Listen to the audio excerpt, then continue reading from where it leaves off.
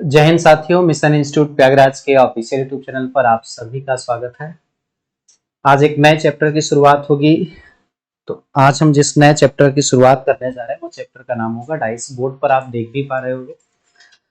तो बिल्कुल जीरो से ही शुरुआत करेंगे और सभी कॉन्सेप्ट को डिस्कस करेंगे।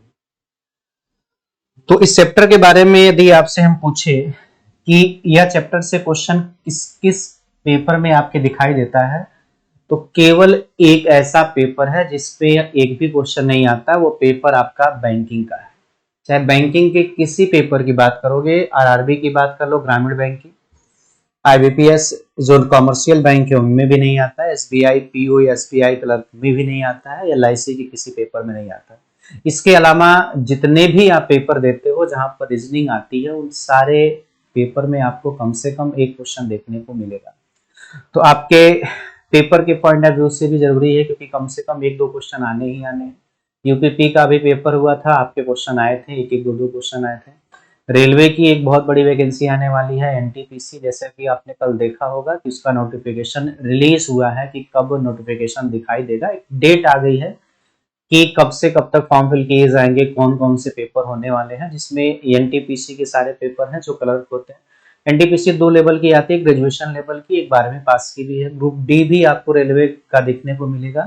तो आगे बहुत सारे पेपर है जिसमें इसका प्रयोग होगा, इससे क्वेश्चन पेपर में बनेंगे। तो बैंक के अलावा बाकी सारे पेपर में आते हैं। तो पेपर तो आपको सभी ये देने हैं, तो पढ़ने की इसको जरूरत है। हर एक पॉइंट को मैं डिस्कस करूंगा कि किस तरीके से पेपर में क्वेश्चन आते हैं। उन पॉइंट पर आने से पहले मैं आपसे अगर बेसिक चीजें पूछूं कि डाइस किसे कहते हैं, पासा किसे कहा जाता है, तो अगर पासे के बारे में पूछे तो पासा आपकी एक ऐसी आकृति होती है।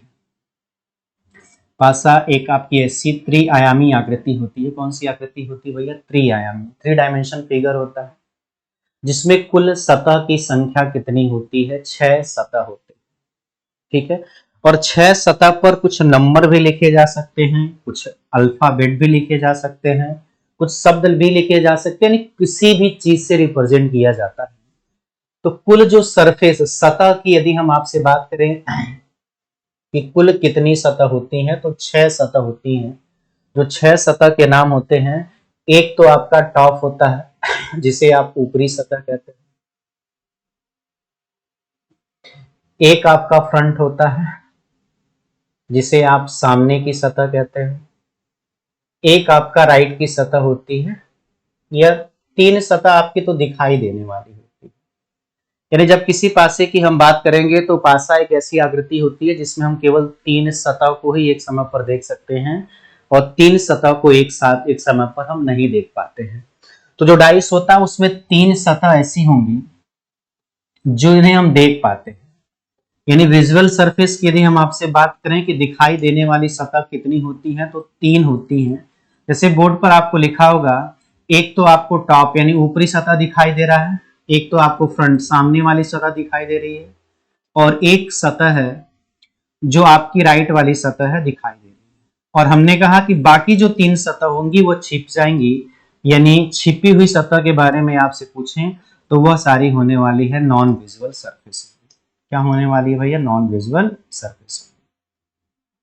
तो अगर ऊपरी वाली सतह को देख पाते हैं, तो बाद में डिस्कस करेंगे कि दोनों को एक साथ नहीं देखा जाता, फिलहाल अभी इतना ही जान लो। अगर ऊपर वाली सतह दिखाई देगी तो बॉटम वाले को हम नहीं देख पाएंगे। यदि सामने वाली सतह दिखाई देगी तो हम पीछे वाली सतह को नहीं देख पाएंगे, और राइट वाली दिखाई देगी तो हम कौन सी सतह नहीं देख पाएंगे? लेफ्ट सतह। तो 3 विजुअल सरफेस होती है, 3 नॉन विजुअल सरफेस होती है। पासा यह कहता है कि अगर हम किसी सतह को देख पा रहे हैं तो उसकी जो विपरीत सतह होगी उसको हम उस समय पर नहीं देख पाएंगे।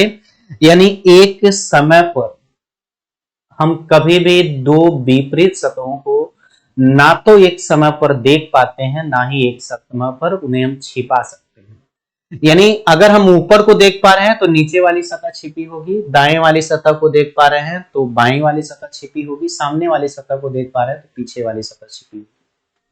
और यदि हम यह सोचें कि ऊपर वाली सतह और नीचे वाली सतह दोनों को एक साथ देख लें, तो यह कभी संभव नहीं है कि दो विपरीत सतह कभी दिखाई नहीं देती हैं। और मैं यह सोचूं कि दोनों को एक साथ छिपा दूं, तो यह भी कभी भी संभव नहीं है, क्योंकि 3 सतह तो दिखाई देंगी, और 3 दिखाई देंगी तो उसकी विपरीत हमेशा छिपी रहेंगी।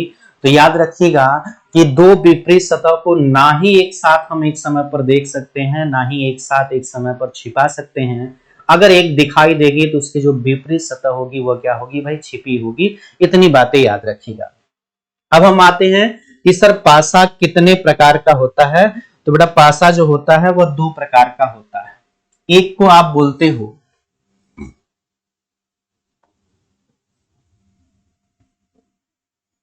यूनिवर्सल डाइस बोलते हैं, या इसी को स्टैंडर्ड डाइस बोलते हैं।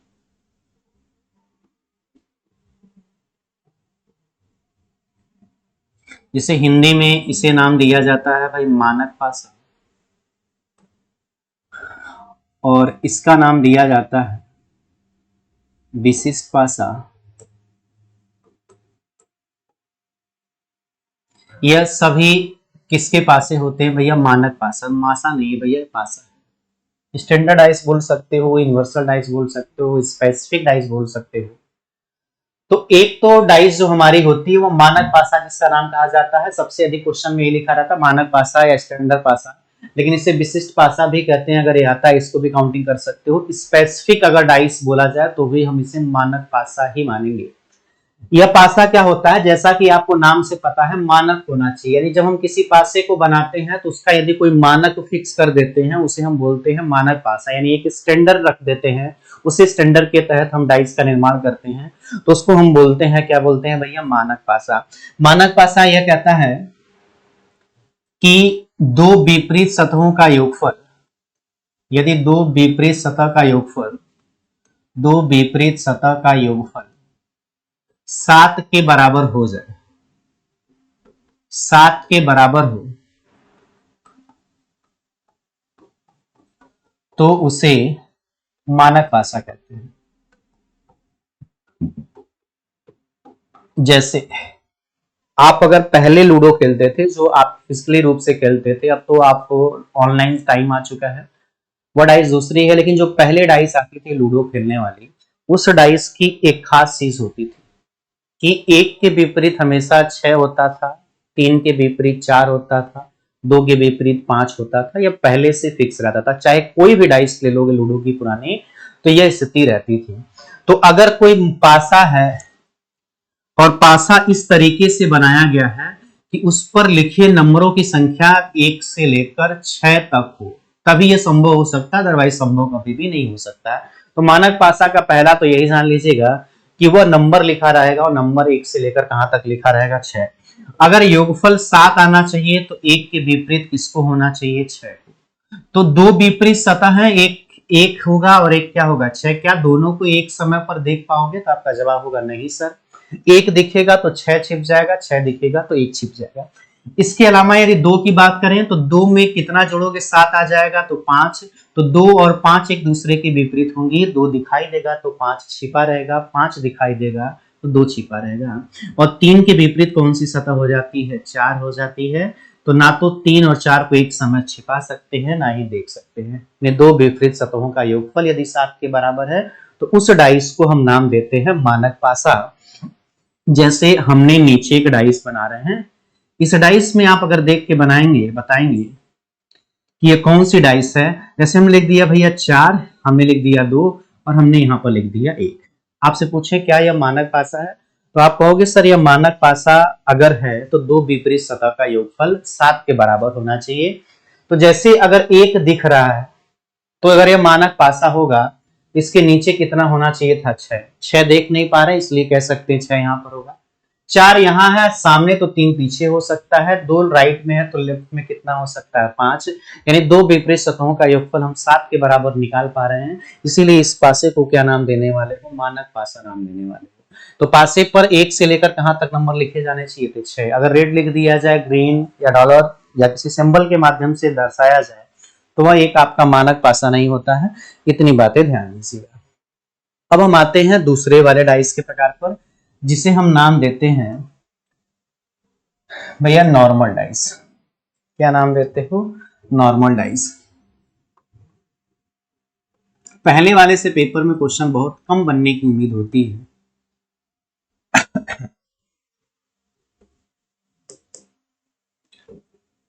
साधारण पासा। साधारण पासा यह कहता है दो विपरीत सतह का योगफल 7 के बराबर न हो। दो विपरीत सतहों का योगफल 7 के बराबर न हो, यानी कोई ऐसा पासा जहां हम 7 नहीं बना पा रहे हैं, सभी विपरीत सतहों का योगफल जितने भी विपरीत हों का यदि 7 सबका नहीं आ रहा है तो उसे हम नाम देते हैं साधारण पासा। जो अभी आप डाइस यूज करते हो ऑनलाइन लूडो खेलने में, उसमें आपको पता नहीं है कि एक के विपरीत क्या, किसी तरीके से नंबर लिख दो, बराबर नहीं होता, तो यहां पर नहीं लिखते, नहीं क्या लिखना, योगफल 7 के बराबर नहीं होता, नहीं होता, ठीक है ना, इतनी बातें याद रखिएगा। जैसे एक हमने यहां पर डाइस बनाया, यहां में लिख दिया भैया 1, 6 और 2। एक हमने डाइस बनाया जिस पर हमने लिख दिया एक अल्फाबेट लिख देते हैं ए, ई और सी। एक डाइस बना रहे हैं जिस पर हम सिंबल लिख देते हैं, जैसे डॉलर हो गया, प्लस हो गया और मल्टीप्लाई हो गया। अब पहचान बुक में आई भी लिखा होगा, अगर दो पास वाली सतह को हम जोड़ देते हैं 7 आ जाए तो मानक पासा नहीं होता है। चलिए देखिए 1 और 6 दोनों एक साथ दिखाई दे रही हैं, तो अगर यह मानक पासा होता तो दोनों का योगफल 7 आता, तो एक को 1 के साथ में 6 को नहीं दिखना था, 6 के साथ 1 में नहीं दिखना था। अगर यह दिखाई दे रहे हैं इसका मतलब यह मानक पासा नहीं हो सकता। कौन सा पासा होगा, साधारण पासा। यहाँ अल्फाबेट लिखे गए हैं, इनको कभी जोड़कर 7 के बराबर ला ही नहीं सकते हो, तो यह कौन सा होगा, साधारण पासा। यहाँ सिंबल के माध्यम से आपको दर्शाया गया है, जिससे भी कौन सा पासा मानोगे भाई, साधारण पासा। एक दूसरी डिफिनेशन कह सकते हो, अगर दो दिखाई दे रहा है उनमें किन्हीं दो को जोड़ने पर यदि 7 आ जाता है तो वह एक साधारण पासा माना जाता है। क्लियर है यहाँ तक बातें। और सबसे अधिक जो पेपर पूछे जाते हैं वो साधारण पासा से ही पूछे जाते हैं, तो इसे नोट कर लीजिए। और फिर मैं लिखाता हूं आपको कितने प्रकार से आपके क्वेश्चन पेपर में पूछे जा सकते हैं, उन सभी का सीक्वेंस क्या होता है, किस तरीके से आंसर दोगे भैया। चलिए बोर्ड पर आते हैं। पहला आता है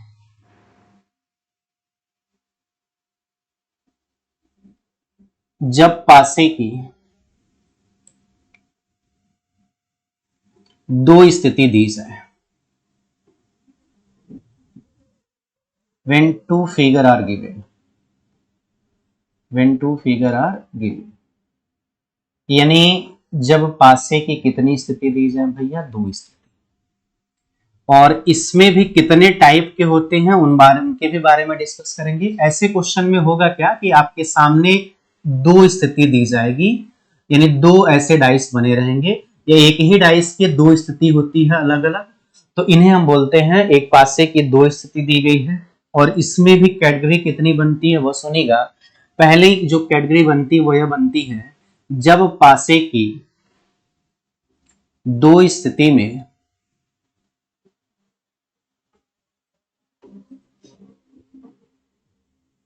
एक सतह कॉमन, एक सतह क्या हो, कॉमन, एक सतह क्या हो भाई, कॉमन। इसकी मीनिंग यह है कि जो हमें दो डाइस दी गई है, दो डाइस एक ही होती है, सॉरी स्थिति दो होती है, फिगर दो गिवन होते हैं, एक ही डाइस होता है, यह बात याद रखना। जैसे हमने एक बार में फेंका, कोई 3 नंबर दिखाई दिए, फिर उसी डाइस को लिए, फिर दूसरी बार फेंके, कोई स्थिति दिखाई दी, तो यहां मान लीजिए दो स्थिति दिखाई दे रही है, और इस दो स्थिति में कितनी कॉमन सतह मिल जाए, एक कॉमन सतह मिल जाए, तो एक कॉमन सतह मिल जाए। जैसे हमने लिखा यहाँ 1, 4 और यहाँ लिख दिया भैया 3, और यहां पर जब आते हैं तो हमने लिख दिया भैया 1, 5 और यहां पर लिख दिया भैया 6।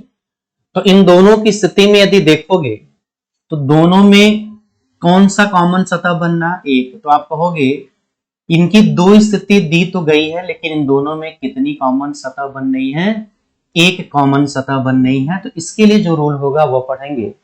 फिर इसी का जो दूसरा पार्ट बनता है, जहां पर यह होता है कि कोई जो दो स्थिति है,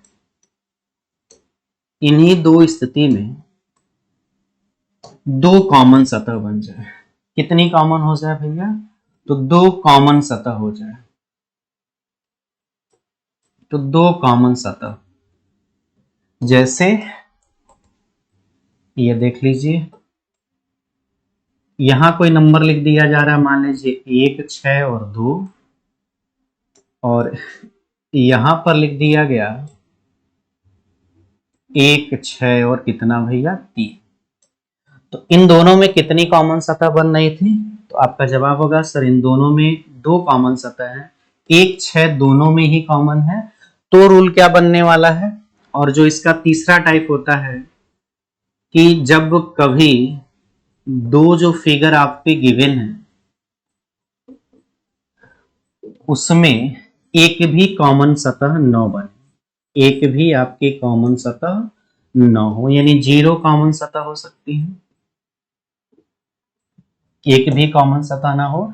एक ऐसी भी स्थिति आपके सामने देखने को मिल सकती है जहां पर दो फिगर तो गिवन होंगे लेकिन दोनों फिगर की स्थिति को देखोगे तो एक भी नंबर कॉमन नहीं दिखाई देगा, यानी 1 6 यहाँ 3 है तो 2 5 यहाँ 4 मान लेना। क्या इन दोनों में एक भी कॉमन सतह दिखाई दे रहा है? नहीं सर। तो एक टाइप तो यह बनने वाला है। इसके बाद से जो लास्ट टाइप होता है वो यह होता है जब, इसमें चौथा नहीं लिखेगा, इसका दूसरा टाइप है जब दो से अधिक स्थिति दी जाए। जब दो से क्या दी जाए भैया? 2 से अधिक स्थिति दी जाए तो ऐसे कंडीशन में क्या बनेगा? अब केवल 2 ही फिगर ना दिए रहेंगे बल्कि 2 से अधिक हो सकते हैं, 3 हो सकते हैं, 4 हो सकते हैं, 5 हो सकते हैं उनसे, लेकिन 2 से अधिक होंगे। तो रूल क्या बनने वाला है? यह कुछ बेसिक टाइप है, इन्हीं से क्वेश्चन पूछे जाते हैं बार बार, तो इन्हीं को हम डिस्कस करेंगे। फिलहाल आज अभी इतना कॉपी करो, फिर हम आगे बढ़ रहे हैं। एक बार सभी लोग सेशन को लाइक कर दीजिएगा और कमेंट कर दीजिएगा। ये इतने टाइप के बनते हैं भाई। अगले पर आते हैं। चलिए, इसके पहले कुछ बातें डिस्कस करूंगा। डिस्कस यह है कि इसमें एक क्वेश्चन लिखिएगा, पहला पासे के घुमाव पर आधारित प्रश्न। पहले इसको समझ लेते हैं फिर उस क्वेश्चन पर आएंगे। पासे के घुमाव पर आधारित question based on rotation of dice. घुमाव, question based on rotation of dice आधारित। रोटेशन बेस्ड क्वेश्चन पूछा जाता है। क्या पूछा जाता है इसमें? कोई आपको एक डाइस दे देगा, बोलेगा इसे आप 4044 बार घुमाओ, 5046 बार घुमाओ, तो क्या स्थिति बनती है उनके बारे में पूछा जाता है। तो इसके बारे में भी जानना जरूरी है। ये छोटे पेपर में तो हाल फिलहाल नहीं देखा गया, लेकिन बड़े क्वेश्चन में पेपर में आने की संभावना होगी। जैसे आप अगर यूपीएसआई की तैयारी कर रहे हो, यूपीएसआई के बाद से यदि आप सीजीएल की तैयारी करते हो तो फिर वहां पर इस टाइप के क्वेश्चन देखने को मिल सकते हैं। पहले समझ लेते हैं होता क्या है। देखिए,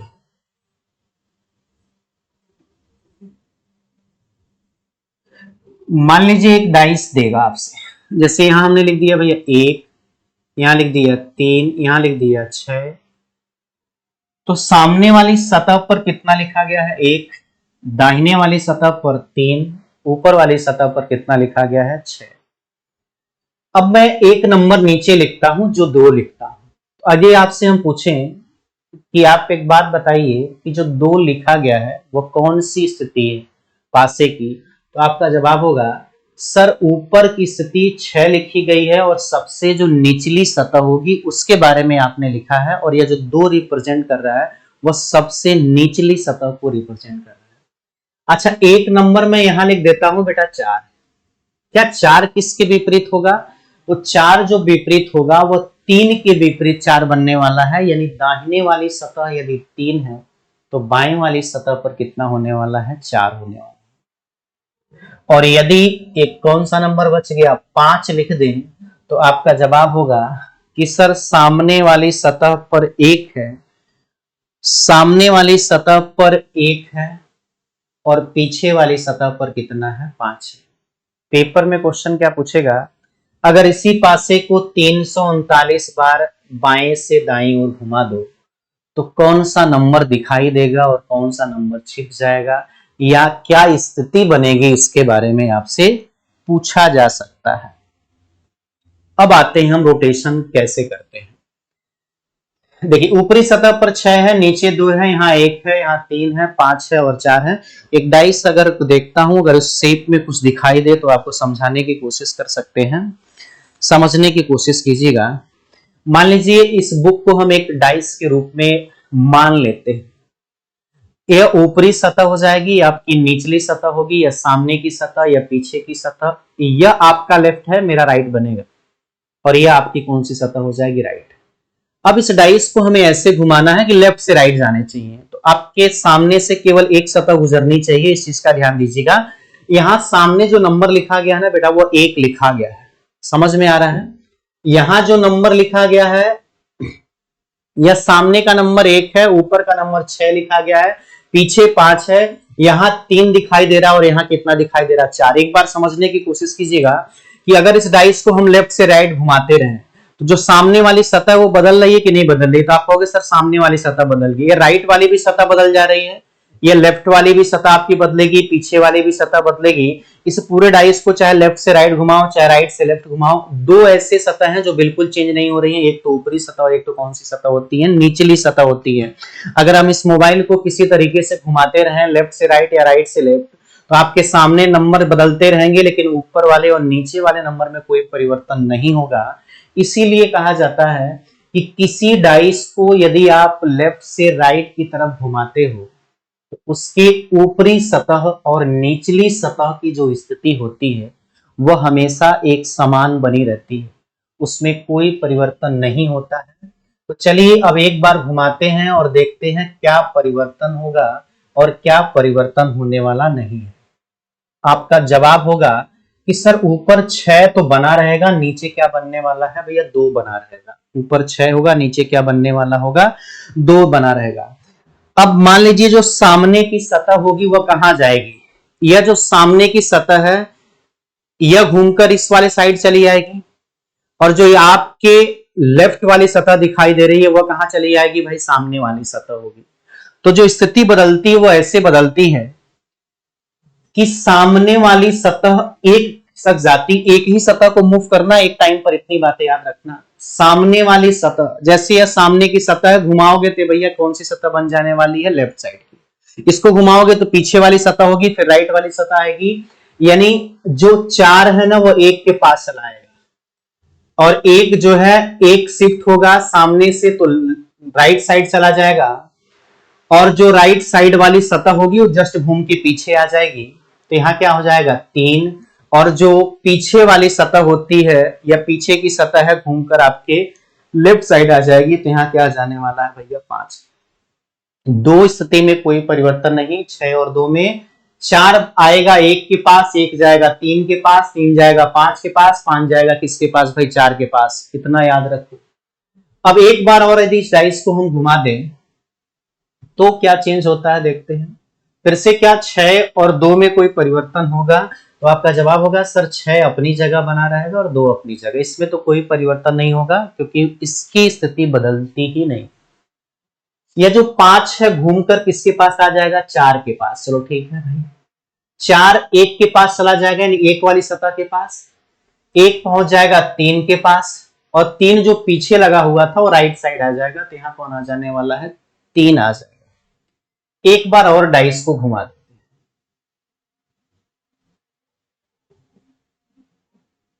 अभी भी ऊपर और निचली सतह पर कोई परिवर्तन नहीं, ऊपर 6 यहां पर 2 बनेगा। वही रूल करेंगे, एक एक सतह, सामने वाली सतह चली जाएगी आपके लेफ्ट साइड में, लेफ्ट साइड वाली पीछे जाएगी, पीछे वाली सतह राइट में आएगी। सीक्वेंस सीख लेना, जो राइट की सतह होगी वो सामने आ जाएगी, जो राइट वाली सतह वो सामने आपके आ जाएगी। सामने वाली सतह आपके इधर से सुनो भाई, अगर आप इस तरीके से देखोगे तो यह लेफ्ट वाली सतह है, और यह कौन सी सतह है, राइट, एक बैक वाली है, और यह आपकी राइट वाली सतह है।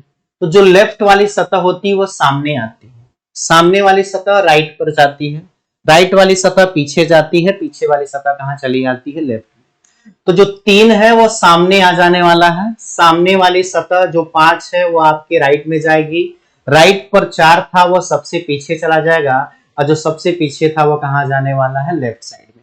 एक बार उसी तरीके से फिर से रोटेट कर देते हैं, लेफ्ट से कैसे रोटेट कर देते हो, राइट की तरफ रोटेट कर देते हो। तो जब लेफ्ट से राइट की तरफ इसे घुमाओगे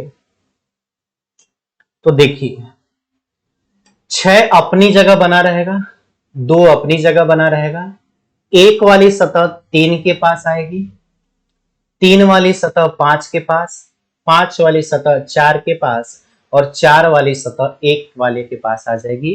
तो पहले वाले नंबर पर 6 1 3 था, यहां पर भी 6 1 और 3 है। क्या पहले और अंतिम वाले पासे में कोई परिवर्तन हुआ है?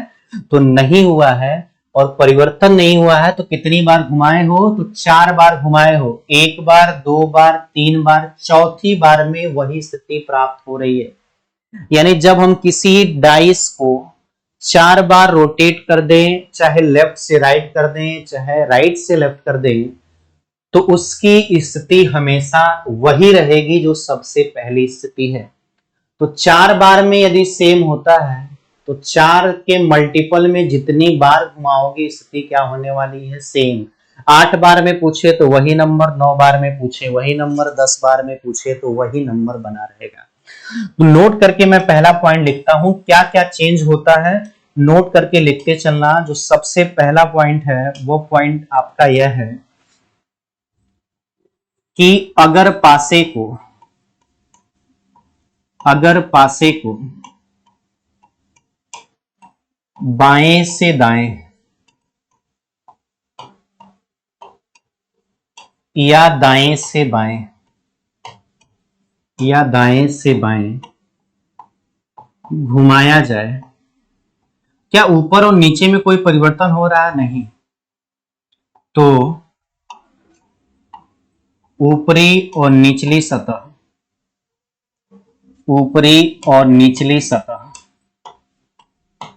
और नीचे की सतह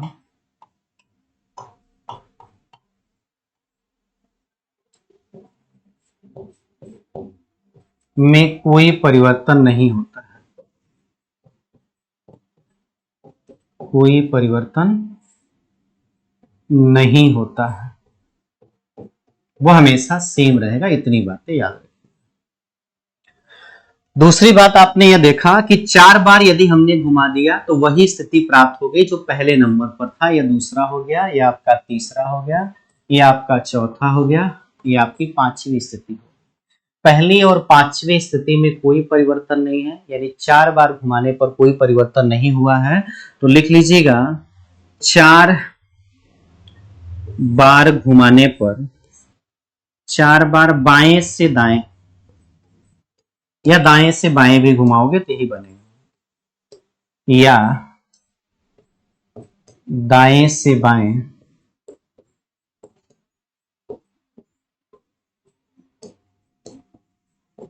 घुमाने पर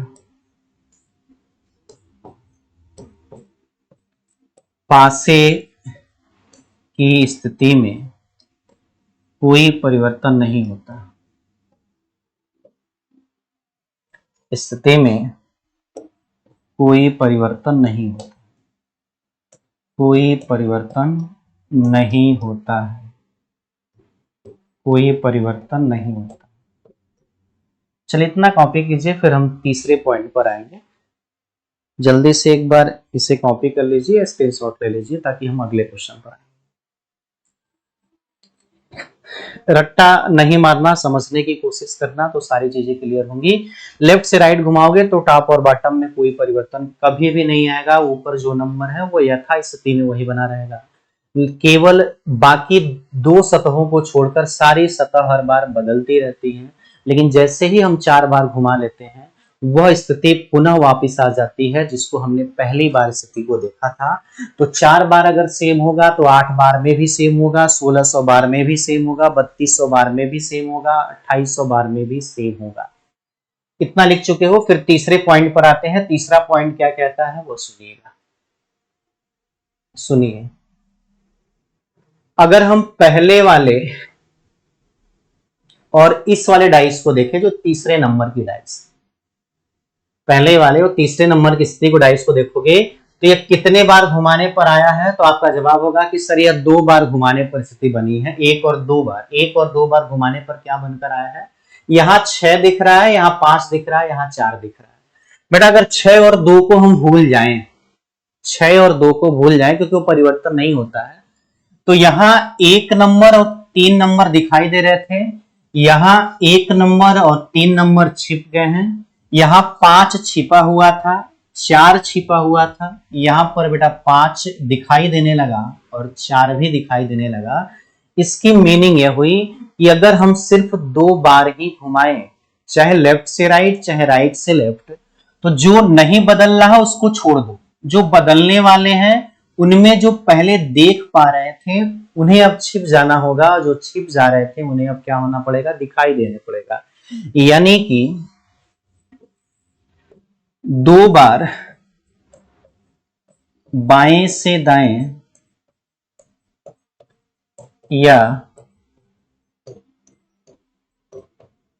या दाएं से बाएं घुमाने पर जो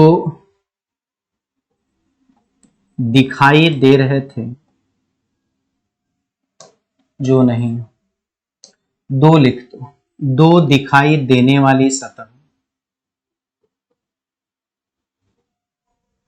2 दिखाई देने वाली सतह छिप जाती हैं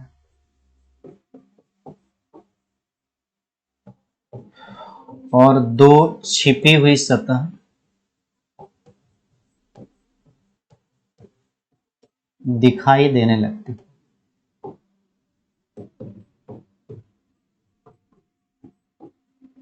जैसे उदाहरण के तौर पे मैं लिख देता हूं,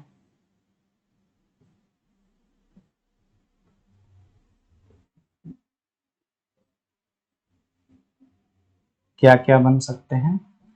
पहले नंबर पर 6 था, यहां 1 था, 3 था, 2 था, 4 था और कितना था भैया 5। यहां यदि ध्यान से देखोगे तो 4 और 5 छिपी हुई सतह है। छिपी हुई सतह का मतलब होता है सामने नहीं दिख रहा है। 1 और 3 के बारे में यदि आपसे पूछे तो यह क्या होने आई है भैया, दिखाई देने वाली सतह है, या विजुअल सरफेस है, वो नॉन विजुअल सरफेस है। लेकिन जैसे तीसरे डाइस में जब आप आते हो तो 6 दिख रहा है, यहाँ 5 दिख रहा है, यहाँ 4 दिख रहा है, यहाँ 3 दिख रहा है, यहाँ 1 और यहाँ 2 दिख रहा है। तो 2 ऐसी सतह को देखिए, 5 और 4 यहाँ छिपा हुआ था तो यहाँ दिखाई देने लगा, और 3 और 1 वहां दिख रहा था तो यहाँ छिपी सतह हो गई, छिपी सतह हो गई।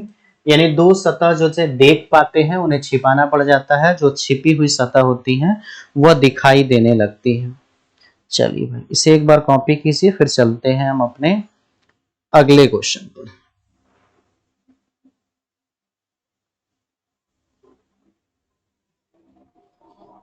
चलो आगे बढ़े, एक पॉइंट और नोट करके लिखना है।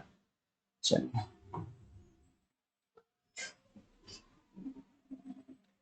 अगला पॉइंट यह है कि अगर किसी पासे को 3 बार आपको घुमाना है, मान लीजिए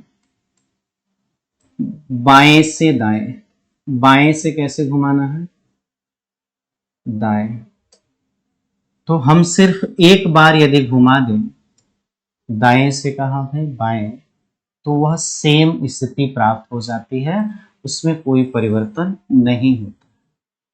ठीक उसी प्रकार यदि 3 टाइम आपको रोटेट कराना है राइट से लेफ्ट की तरफ, तो आपको करने की यह जरूरत है 1 टाइम रोटेट करा दीजिए उसे लेफ्ट से राइट की तरफ, ये भी स्थिति बिल्कुल सेम होगी, इसमें आपका कोई परिवर्तन आने वाला नहीं है। जैसे इसी डाइस को लेते हैं, जो पहले नंबर पर आपको डाइस दिखाई दे रही है, एक बार बोल देना, ऊपर नंबर 6 था, नीचे 2 था, यहाँ 1 था, 3 था, 5 था और कितना था 4। हमने कहा इसे 3 बार घुमाना है, कितनी बार घुमाना है, 3 बार। तो 3 बार बाएं से दाएं घुमाना है तो सिर्फ एक ही बार घुमाएंगे, लेकिन इस बार हम दाएं से बाएं घुमा देंगे, यानी लेफ्ट से राइट नहीं करेंगे। राइट से कैसे करेंगे, लेफ्ट में आंसर वही आ जाएगा। एक बार ऐसे यदि घुमा दोगे तो ऊपर और नीचे की स्थिति तो बिल्कुल सेम होने वाली, यहाँ 6 होगा, यहाँ 2 होगा, 5 वाला 3 के पास आ जाएगा, 3 वाला 1 के पास जाएगा, एक वाला 4 के पास जाएगा, 4 वाला 5 के पास जाएगा। देखिए यह वाला फिगर जो हम 3 बार घुमा कर लाए थे, केवल एक बार ही घुमा दे रहे हैं, तो हमारे सामने वही स्थिति आ जा रही है। तो इतना टाइम लॉस नहीं करेंगे, 3 बार घुमाएंगे हम, सिर्फ और सिर्फ कितनी बार घुमा देने वाले हैं, एक बार घुमा देने वाले हैं, तो काम मेरा चल जाएगा। क्वेश्चन पेपर में कैसे आते हैं उसको सुनिएगा, एक बार कॉपी कर लीजिए आप सभी लोग, फिर चलते हैं अगले क्वेश्चन पर।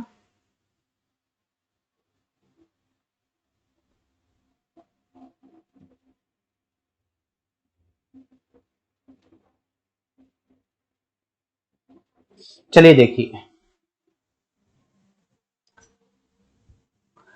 पेपर में जो क्वेश्चन पूछे जाते हैं वो कुछ इस तरीके से पूछे जाएंगे। कहाँ गया पेज पे, कि एक आपको पासा दिया जाएगा, अपने मर्जी से पासा में लिख दिया भाई। पासा क्या लिखा हुआ है कि यहां हमने लिख दिया 1, 6, 5, 3, 2 और 4। जो मिड में लिखे गए ना वो सारे नंबर को हम देख पा रहे, इतनी बात तो समझ गए होंगे। ऊपरी वाली सतह, सामने वाली सतह और राइट वाली सतह को हम एक बार विजुअल होती है तो उन्हें देखा जा सकता है। को हमने कह दिया, कौन सा कलर आ रहा है, को 463 बार घुमाने पर